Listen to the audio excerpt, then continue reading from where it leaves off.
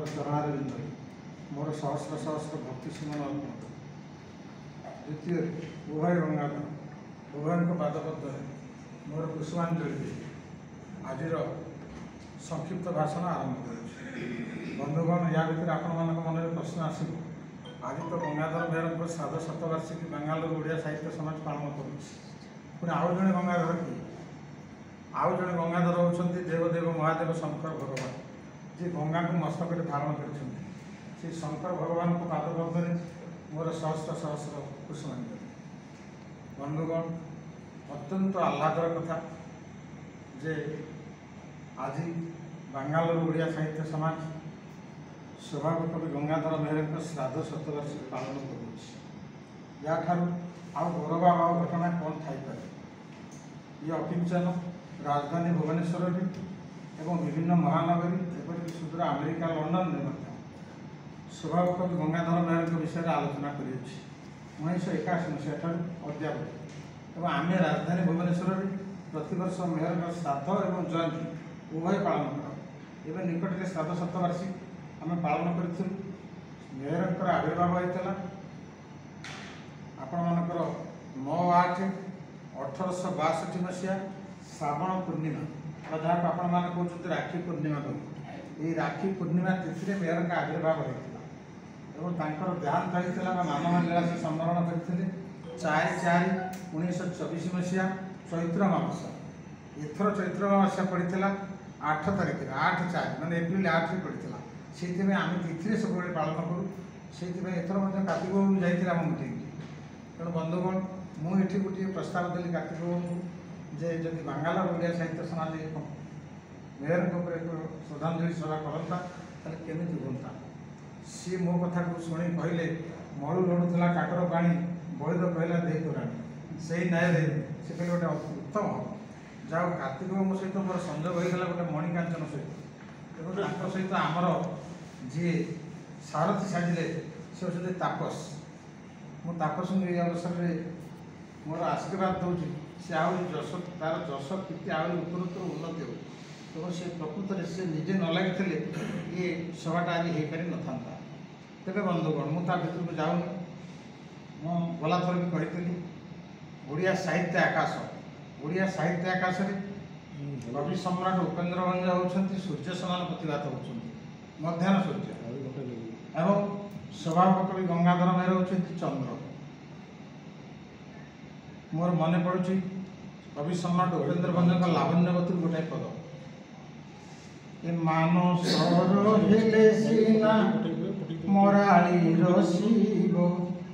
मानसर हेले सीना मराली रसीब घन नीर हेले सीना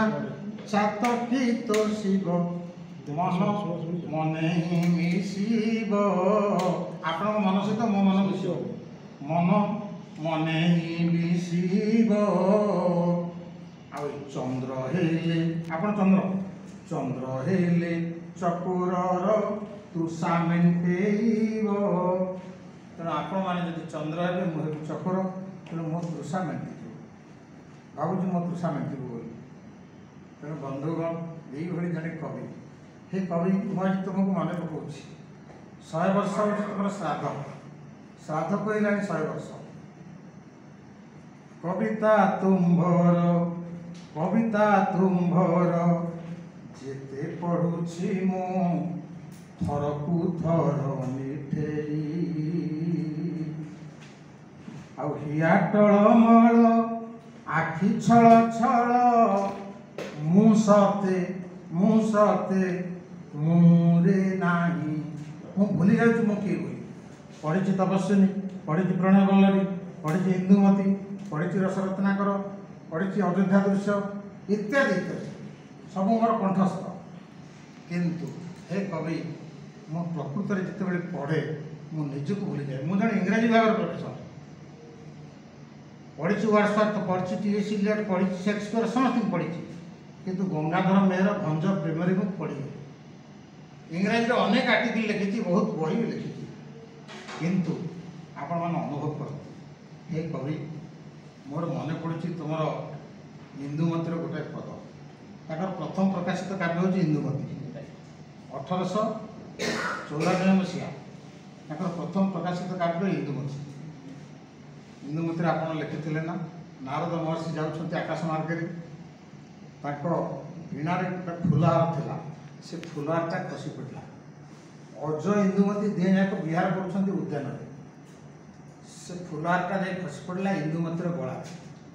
सांगे सांगे इंदुमती प्राणवायु उड़ीगला और से बेले इंदुमतीर मृत शरीर धरी अज विलाप कर कवि आप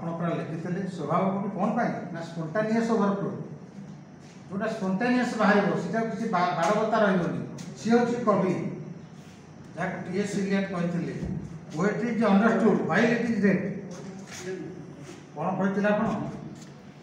ना उठ उठ थरे उठ उठ थरे पंकज नयनी नेत्र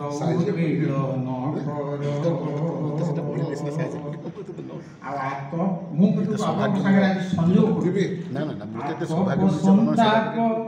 पुराण कुमोर पीयूष दृष्टि